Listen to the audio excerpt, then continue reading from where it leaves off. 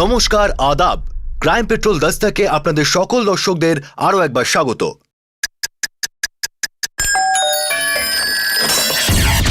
দাঁড়া, কোথায় যাচ্ছিস? কোথাও না। দাঁড়া, কোথায় গেছিলি?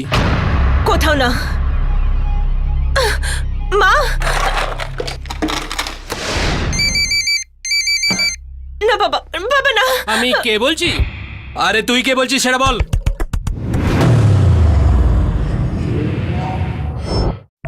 প্রাপ্তবয়স্ক সন্তানদের স্বাধীনতা আর প্রাইভেসি নিয়ে সব বাড়িতেই মহাভারত হয়।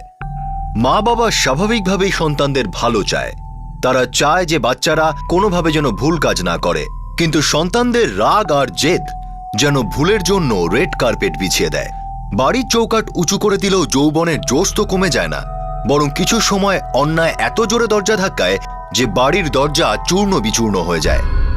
জুন 2010, গোরখপুর, উত্তরপ্রদেশ।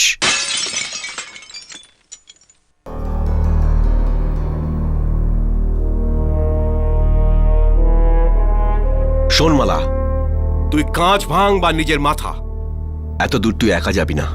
দূর? পাপা জানকীর বাড়ি মাত্র 5 মিনিটের দূরত্বে। স্পিডে হাঁটলে 3 মিনিটে পৌঁছে যাব। কিছু হতে মাত্র 2 সেকেন্ডই যথেষ্ট। তাহলে ঠিক আছে, আমি জানকীর বার্থডে পার্টিতে যাব না। দেখ মালা, তুই না গেলে জানকীর খারাপ লাগবে। তোর প্রিয় বান্ধবীর জন্মদিন, এমন করিস না। তুই তৈরি হয়ে নে, জলি তোকে দিয়ে আসবে। মা, বার্থডে পার্টিটা মাঠে মারা যাবে।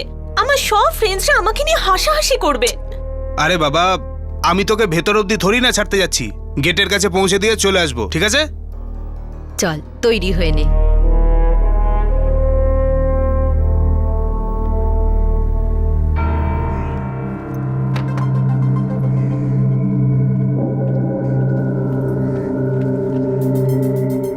এর থেকে আর টাইট কিছু পেলি না তুই?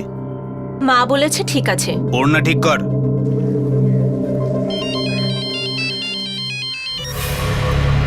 হ্যাঁ জানকী, ব্যাস 1 মিনিটেই পৌঁছে যাব। হ্যাঁ বলে দেব। ওকে, বাই। খাবার পর জানকী আর আমি শপিং করতে যাব। আঙ্কেল আমাকে ড্রপ করে দেবে। তোমার পিক আপ করতে আসার দরকার নেই। নে ধর, বস।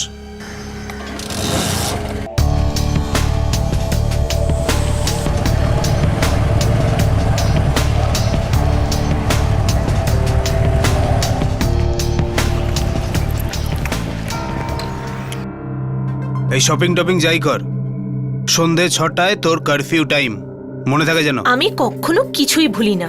অত ডায়লগ বাজির দরকার নেই। ওনারা ঠিক কর।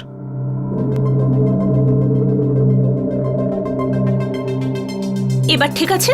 ঠিক আছে, এখন যাও না। আগে তুই ভেতরে যা।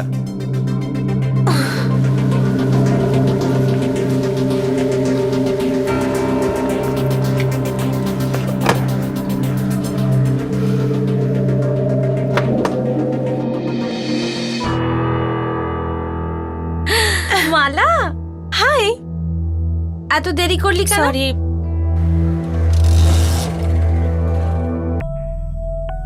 ভাই বোনের মধ্যে কি এমন ভোলা আর ভোলানোর কথা হচ্ছিল? গোরখপুরের এই দুবে পরিবার নিজেদের মেয়ে মালার সাথে এত কঠোর আর আস্থাহীন আচরণ কেন করছিল? বান্ধবী জানকীর জন্মদিনের পার্টির পর জানকীর বাবার মালাকে 6টার আগে বাড়ি পৌঁছানোর কথা ছিল, যেটা ছিল মালার কারফিউ টাইম। 6টা বেজে গেল, 6:30 বেজে গেল, কিন্তু মালা বাড়ি ফিরল না, আর ওর ফোনটাও সুইচড অফ আসছিল।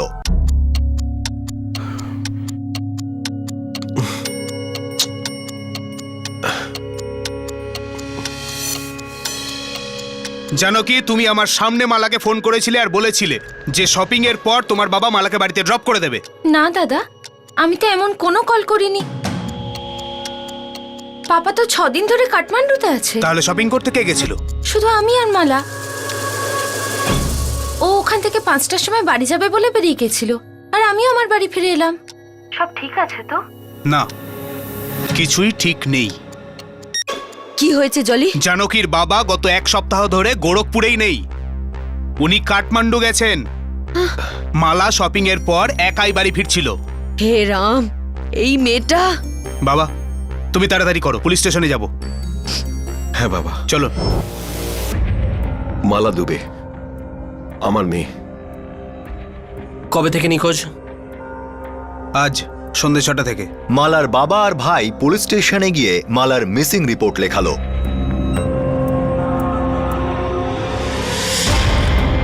কিন্তু পুলিশের এই রিপোর্টে কিছু ব্যাপার মিসিং মনে হলো।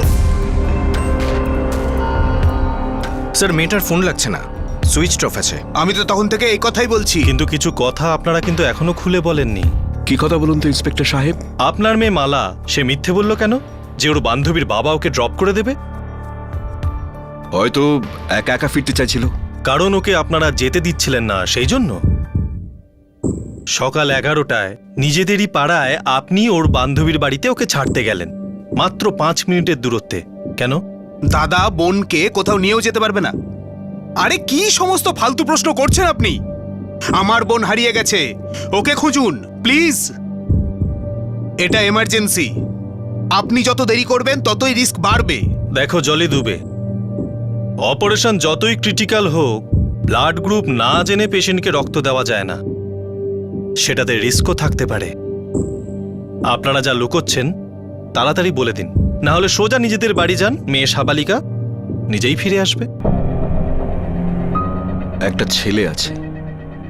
ওর নাম আর ঠিকানা? লালন, লালন যাদব। আমাদের পাড়াতেই থাকে। বিরক্ত করে নাকি প্রেম করে? আমাদের বাড়িতে কোনো প্রেম টেম হয় না, বুঝেছেন আপনি? ও আমাদের মেয়েকে ফুসলাচ্ছিল। মুম্বাই, আর কোথাও না।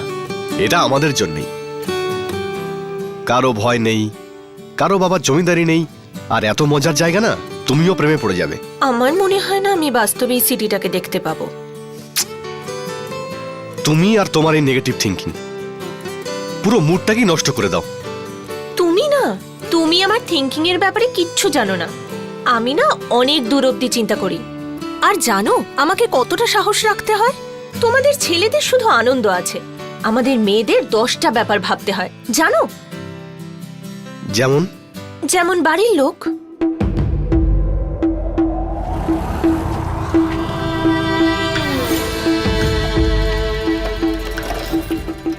ও জলি দাদা, আমরা তোমাকে আর বলতাম। একটা কথা যদি বলেছিস তোকে মেরেই ফেলবো জানোয়ার। দাদা, তুই চুপ কর, চল বাড়ি। দাদা শোনো তো। ছাড়ো ওকে। দাঁড়াও, শান্ত হ। আগে আমাকে সবকিছু জানতে দে। জিজ্ঞেস করো ওকে। আরে বল মা, তোকে কি কি খাইয়ে টাইয়ে দিল? আরে বল না মালা, কবে থেকে সব চলছে? সারা জীবন চলবে। যত মারতে পারো মারো, যা খুশি করো, সারা জীবন চলবে। কিছু গন্ডগোল করিসনি তো তুই? আমি লালনকে ভালোবাসি, এর বেশি আমি আর কিচ্ছু বলবো না। এবার তো যা কিছু বলার লালনের বাপই বলবে। কি করেছিস বল? দুবে আর যাদব পরিবারের মধ্যে প্রচুর তর্ক বিতর্ক হলো। মারামারি হতে হলো না, সমস্ত ধরনের দোষারোপ করা হলো, এমনকি হুমকিও দেওয়া হলো। যা তার সামর্থ্যের গণ্ডি পার করলে খুব খারাপ হবে, বলে দিলাম তোকে। আবে চুপ, চেঁচাইস না। এই কথা নিজের মেয়েকে গিয়ে বোঝা আগে। ওর চিন্তা ছাড়ুন, এর চিন্তা করুন। মরবে এই শালা। ওকে কি হাতের মোয়া মনে করেছিস নাকি মশামাছি মনে করেছিস যে তুই ফু দিবি আর ও উড়ে যাবে? এই যাদব, তোর চাকরকে বলে দে মাঝখানে যেন কথা না বলে। চুপ কর। আঙ্কেল, জলি দাদা, পৃথিবী এদিক থেকে ওদিক হয়ে গেলেও আমার আর মালার যে ভালোবাসা, ওকে কেউ আটকাতে পারবে না।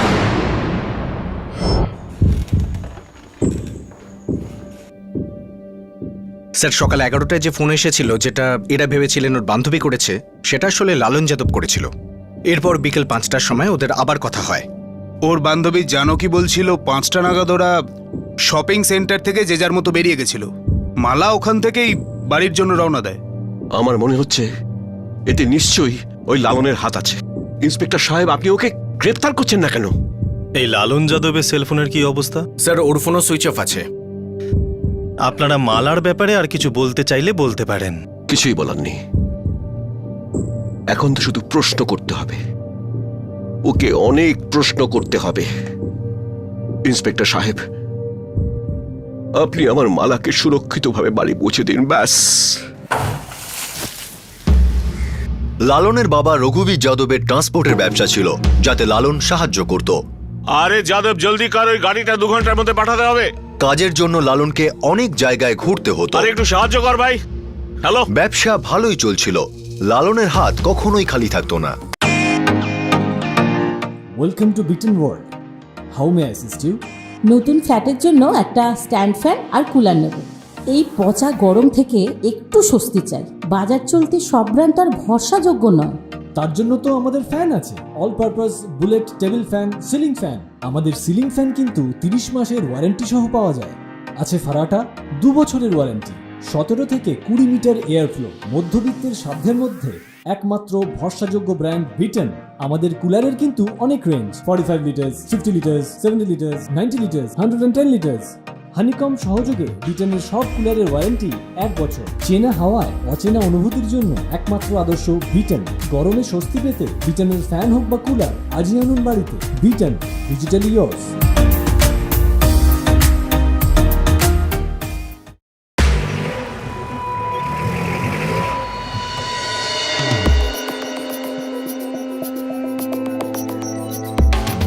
লালন যাদব কোথায়? আমি রঘুবীর যাদব, লালনের বাবা।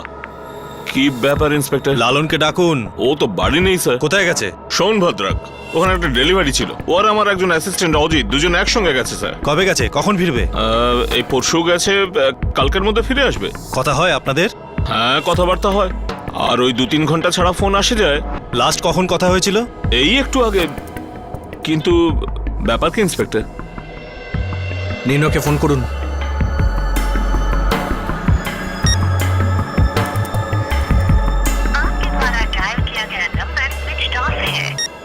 সরি স্যার, ও সুইচ অফ বলছে। কাল সন্ধ্যে 6টা থেকে ওর ফোন সুইচ অফ। একটু আগে আপনি আপনার ছেলের সাথে কথা বলেছিলেন? হ্যাঁ স্যার, বিকেলেই কথা হয়েছে। আসলে সময়টা ঠিক খেয়াল ছিল না। ভুল। খেয়াল আপনি আপনার ছেলের রাখেননি, তাই ওর খারাপ টাইম এসে গেছে। আর হয়তো আপনারও। দেখুন, আপনারা কিছু বলছেন না কেন? আর এই লালনের ব্যাপারে এত জিজ্ঞাসাবাদ করছেন কেন? আমার ছেলে ঠিক আছে তো? দেখুন, সেটা তো আমরাও জানি না, কিন্তু যখন ওকে পাবো না, আমরা যা জানতে চাই সব বলে দেবে। লালন কোন মালে ডেলিভারি করতে সোনভদ্র গেছে? বালির। অ্যাড্রেস আর ট্রাকের নাম্বারটা দিন। 1 মিনিট স্যার।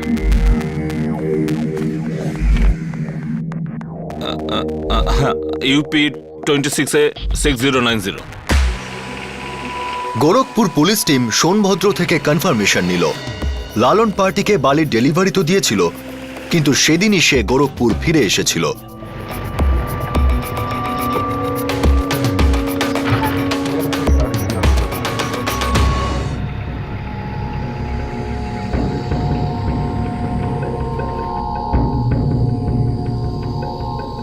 শ্রীবাস্তব স্যার, এটা সেই ট্রাক, ইউপি 26A 6090। লালনের বাবা এই নাম্বারটাই তো বলেছিল। হ্যাঁ স্যার।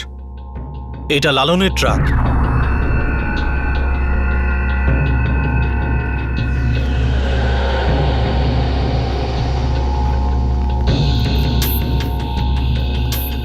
মনে হচ্ছে ডেলিভারির পর ট্রাক এখানেই ছেড়ে গেছে।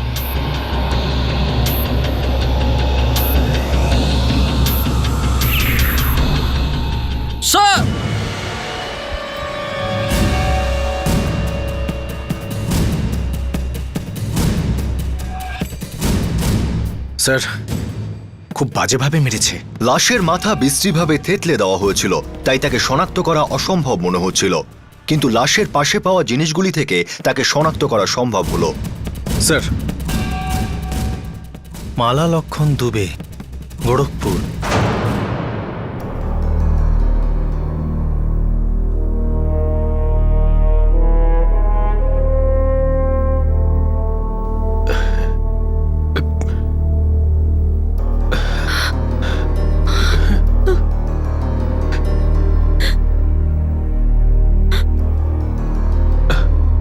আপনারা এই জিনিসগুলো চেনেন? কি বলছেন ইন্সপেক্টর?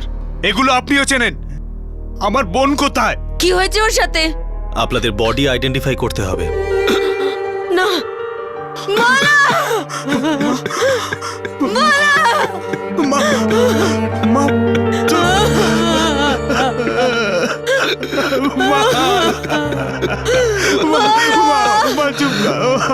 লাশকে শনাক্ত করে পোস্টমর্টেমের জন্য পাঠিয়ে দেওয়া হলো। দুঃখের অন্ধকারে ডুবে থাকা দুবে পরিবার রেগে আগুন হয়ে গিয়েছিল। ওরা লালন যাদবের মাথা চাইছিল। ওরা তাকে ওদের মেয়ের খুনি বলছিল। কিন্তু পুলিশ তো পুলিশই, অভিজ্ঞতা থেকে জানে যে অপরাধ জগতে দুয়ে দুয়ে চার কখনোই হয় না। ইন্সপেক্টর সাহেব, আমি আপনাকে মিথ্যে বলেছিলাম। এখন সত্যি বলুন। আমার ছেলে লালন ডেলিভারির পর থেকে একদম উধাও। আমার ওর সাথে ফোনে কোনো কথাবার্তা হয়নি। অ্যাকচুয়ালি ওর তো ফোনটাই বন্ধ আসছে। আমাদের আগে বলেননি কেন? আসলে হয়েছে কি, যখন আমি জানতে পারলাম দুবের মেয়ে গায়েব হয়েছে, আমি একটু ভয় পেয়ে গেছিলাম। ভেবেছিলাম লালন হয়তো ওকে নিয়ে পালিয়েছে। এখন জিজ্ঞাসাবাদ করে আর কি লাভ? আমার বোন তো আর ফিরে আসবে না, না? খুব প্রেম ভালোবাসার কথা বলছিল জানোয়ারটা। দুজনে পালিয়ে বিয়ে করত, আমরা ক্ষমা করে দিতাম, দুজনকে মেনে নিতাম। কি নির্দয় ভাবে মেরেছে আমার মেয়েটাকে। গিয়ে খুঁজুন এই লালনকে আর এনকাউন্টার করে দিন ওর। ওর বান্ধবী জানকী, তার নাম্বার পাওয়া যাবে? বালি ডেলিভারি করে টাকা পেয়েছিল? হ্যাঁ, 70,000 টাকা। আপনার মনে হয় আপনার ছেলে 70,000 টাকা আর দুবের মেয়ে মালাকে নিয়ে পালিয়েছিল? আমার ছেলে মালাকে কেন খুন করবে? ও তো ওর জন্য পাগল ছিল, পাগলের মতো ভালোবাসত ওকে। আমার তো আমার লালনের জন্য এবার ভয় করছে। ও উধাও হওয়ার পর আপনি কাউকে পাঠিয়েছিলেন ওকে খুঁজতে? স্যার, আমার অ্যাসিস্ট্যান্ট অজিত যদি থাকতো তো তুড়ি মেরে ওকে নিয়ে আসতো। সেও ওর সাথে গেছিল। তারপর ওকে ছেড়ে ও ওর নিজের বাড়ির লখনৌ চলে গেছে। কত বছর কাজ করছে? 1 বছর। পুরো নাম? অজিত গৌর। ও আমার বেস্ট ফ্রেন্ড ছিল, কিন্তু কিছু কথা আমাকে ও কখনো বলতো না। কি ধরনের কথা ও বলতো না? আপনি তো জানেন স্যার, ওর ফ্যামিলি আর লালন যাদবের ফ্যামিলির মধ্যে ঝামেলা ছিল। কিন্তু লালন আর মালার মধ্যে তো ভালোবাসা ছিল। ও কখনো কিচ্ছু বলতো না ওদের অ্যাফেয়ারের ব্যাপারে। শুধু আমরা বান্ধবীরা জানতাম যে ওরা দুজন লুকিয়ে লুকিয়ে কথা বলতো। তোমার বার্থডের দিন লালনকে নিয়ে কোনো আলোচনা হয়েছিল? হ্যাঁ স্যার, একবার হয়েছিল। স্যার, পোস্টমর্টমের রিপোর্ট এসে গেছে।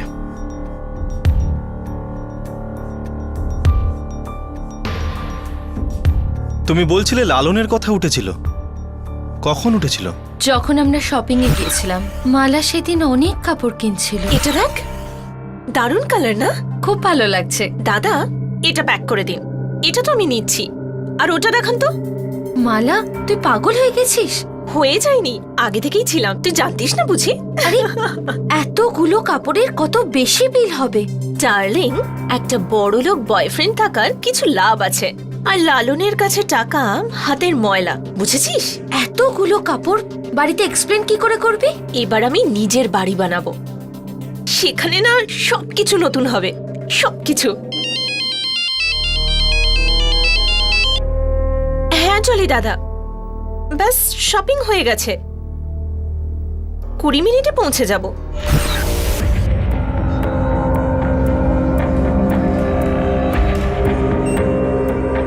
স্যার, সেদিন শপিং মলে মালাকে লালন ফোন করেছিল, কিন্তু স্যার ওর ভাইয়ের ফোনের কোনো উল্লেখ নেই। এই মালা মেয়েটা খুব চালাক ছিল। আর স্যার, বডি ফ্যামিলিকে হ্যান্ডওভার করতে হবে। গলা টিপে খুন করা হয়েছে। গলায় আঙুল আর নখের দাগ ছিল। গলায় ওড়নারও ফাঁস ছিল। স্যার, এই লালনকে আমার সাইকো মনে হচ্ছে। আমার মনে হয় না এই কেসের পেছনে লালনের হাত আছে। স্যার, যদি লালনের হাত না থাকে তাহলে কে হতে পারে? লালনের বাবার অ্যাসিস্ট্যান্ট অজিত কর। ওর ঠিকুজি গোষ্ঠী বার করো। বুকে পাথর চেপে লক্ষণ দুবে তার একমাত্র যুবতী মেয়ের শেষকৃত্য সম্পন্ন করলেন। এই পরিবারের কাছে মালার মৃত্যু শোক সহ্য করা সম্ভব ছিল না। ওরা ওকে কনের সাজে দেখতে চেয়েছিলেন, আর এখানে চিতায় ওকে জ্বলতে দেখা তারা সহ্য করতে পারছিলেন না।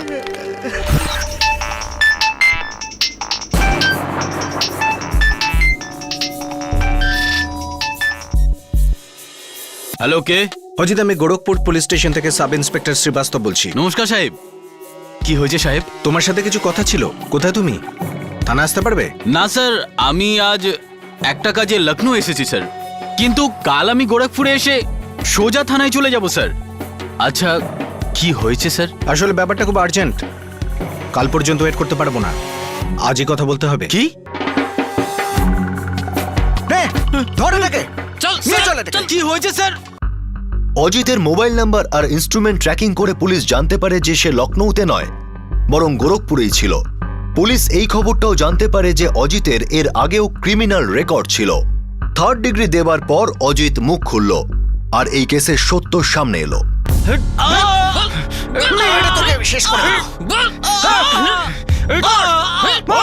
স্যার বলছি স্যার, সেদিন আমি লালন আর মালাকে সোনভদ্র নিয়ে গেছিলাম স্যার। ওদের দুজনের ওখান থেকে মুম্বাই যাওয়ার কথা ছিল স্যার। মালা কোথায় আমরা জানি, তুই বল লালন কোথায়? স্যার ও গোরখপুরে আছে স্যার। গোরখপুরের কোথায় আছে? হ্যাঁ স্যার কালী বস্তির পিছনে একটা গুদামে স্যার।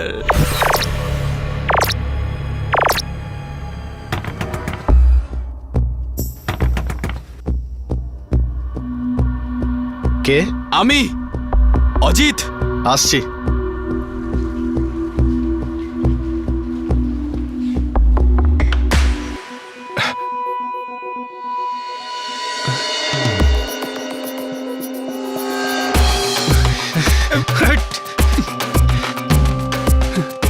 পালাবার চেষ্টা করলে তুই আর পালাবার অবস্থায় থাকবি না। মালাকে তুই মেরেছিস? তাহলে কে মেরেছে? কেউ মানেনি। অ্যাক্সিডেন্ট তো এটা হতে পারে না। গলা টিপে খুন করা হয়েছে ওকে। ওর গলায় আঙুলের দাগ আছে।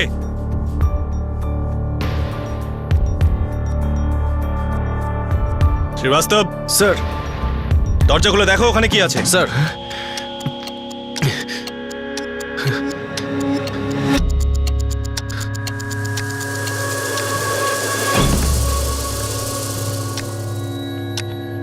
স্যার দরজা ভিতর থেকে বন্ধ। কে আছে ভেতরে? লালন ভেতরে কে আছে?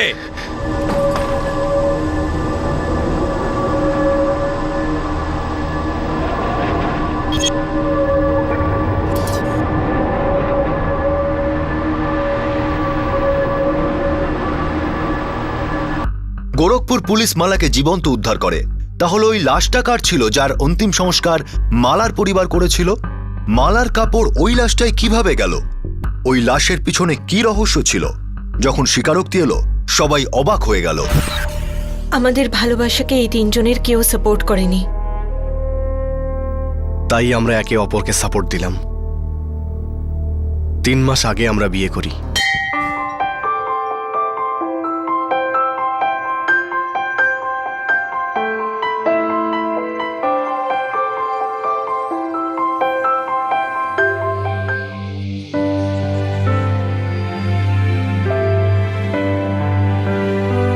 হয়ে গেছে বিয়ে? কোথায় হলো? এখনো তো আলাদা আলাদা থাকতে হবে, চোরেদের মতো দেখা করতে হবে। মুম্বাই চলো এক্ষুনি যাই। না না, ওরা ওখানেও পৌঁছে যাবে। মুম্বাইতে কে আমাদের খুঁজে পাবে? তাও তো আমাদের ভয় ভয় থাকতে হবে। তাহলে কি করা যায়? আমার মাথায় একটা প্ল্যান আছে। তোমার প্ল্যানটা কি ছিল মালা?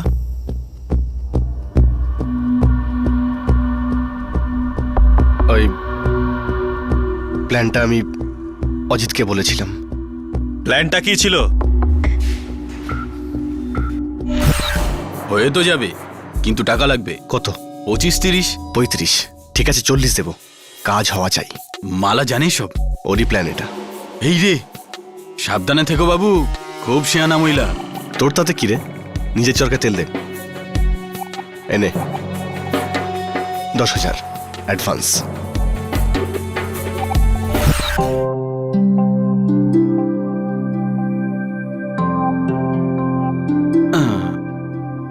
বাবা বাবলু, একটু বাইরে গিয়ে খেলো। পরে খেলবো। শাবাশ। দাদা, এটা কোনো উল্টোপাল্টা কাজ না তো? আরে তুই আমাকে যা তা মনে করিস নাকি বলতো? দাদা গোরখপুরের খুব বড় শেঠ। আরে ওনার একটা ছোট মেয়ে আছে, তার দেখাশোনা করতে হবে তোকে। ওনার স্ত্রী অসুস্থই থাকে, আর উনি তো এটাও বলেছেন যে ওনার যদি তোর কাজ পছন্দ হয়ে যায় না, তাহলে তোর বাবলুর সব দায়িত্ব উনি নেবেন। সত্যি? তা নয় তো কি, আরে এর থেকে ভালো সুযোগ তুই আর পাবি না। আর তুই তো জানিস যে এক যুবতী বিধবাকে সারা পৃথিবী ছিঁড়ে খাওয়ার জন্য তৈরিই থাকে। ব্যাস, তুই আর ভাবিস না, তুই তৈরি হয়ে থাক। আমি বাবলুকে মাসির কাছে পাঠিয়ে দেব। একদম। আর তুই শেঠ আর ওর বউকে এক সপ্তাহের মধ্যে খুশি করে দে, তারপর আমরা তোর বাবলুকে ওখানে সঙ্গে করে নিয়ে যাব। আমার তো এসব স্বপ্ন মনে হচ্ছে।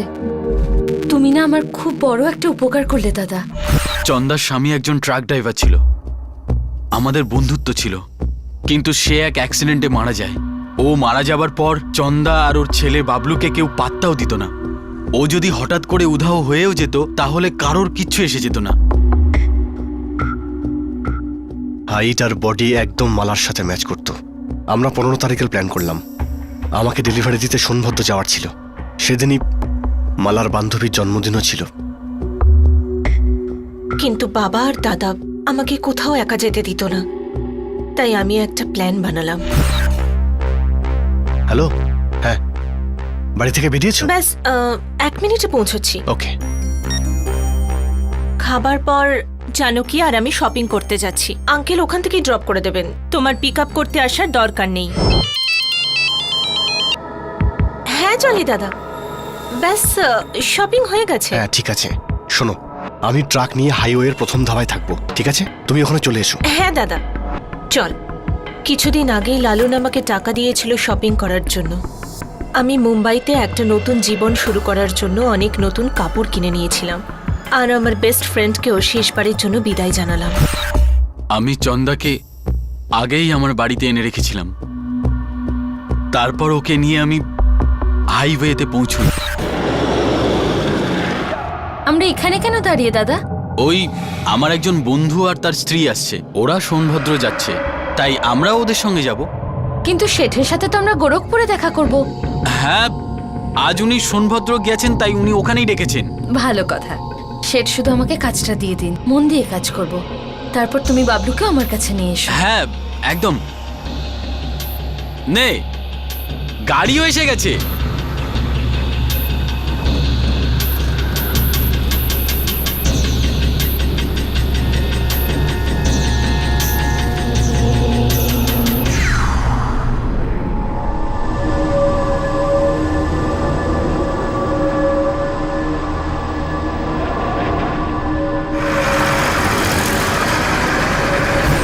সোনভদ্রের কাছে রাস্তার ধারে আমি ট্রাকটাকে দাঁড় করাই। গাড়ি খারাপ হওয়ার বাহানায় আমরা চন্দাকে ট্রাক থেকে নামালাম। আমি ট্রাকেই আমার কাপড় বদলে নিয়েছিলাম।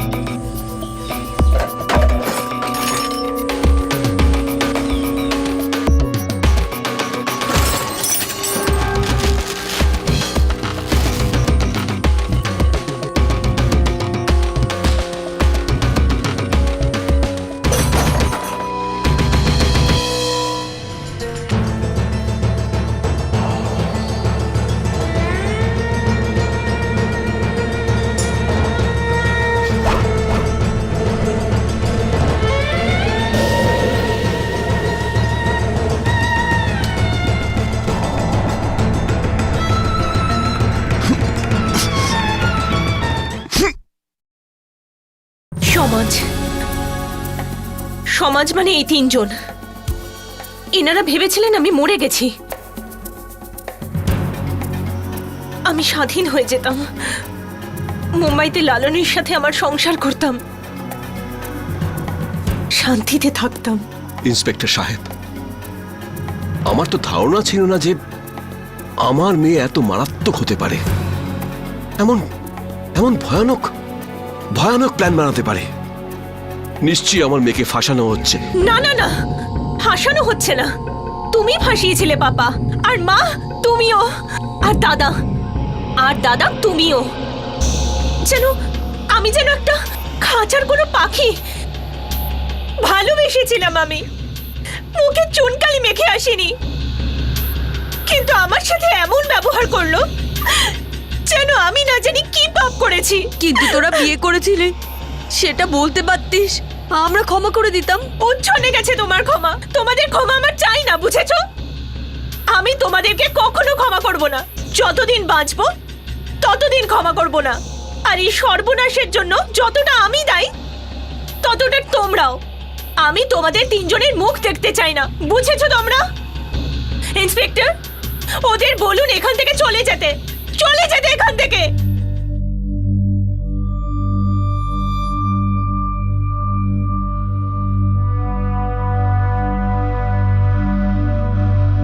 মালা প্ল্যান করেছিল নিজের সাথে মিলে এমন মেয়েকে খুন করিয়ে ও সারা জীবন লালনের সঙ্গে শান্তিতে থাকতে পারবে, কিন্তু ও ধরা পড়ে যায়। মালা, লালন আর অজিত তিনজনের উপরেই খুনের মামলা শুরু হতে চলেছে। আর ওদিকে একটা অবুঝ শিশু, যা সারা জীবন অনাথ হয়ে থাকার শাস্তি হয়ে গেছে। মা কখন আসবে? এই নাও তোমার টার্ন, তুমি খেলো। আমাকে কোথায় নিয়ে যাচ্ছ? একটা খুব ভালো জায়গায়, সেখানে তোমার মতো অনেক ছোট ছোট বাচ্চা আছে। তারপর মা এসে আমায় নিয়ে যাবে তো? হ্যাঁ।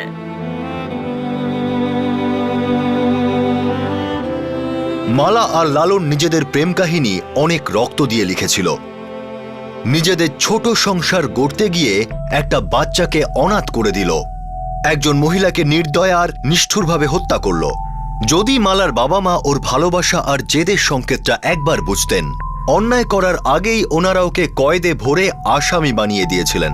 ওর স্বাধীনতা আর অহংবোধকে পিষে দিলেন, ফলে অপরাধ হওয়ারই ছিল। আবার দেখা হবে, নিজের খেয়াল রাখবেন, সুরক্ষিত থাকবেন। জয় হিন্দ।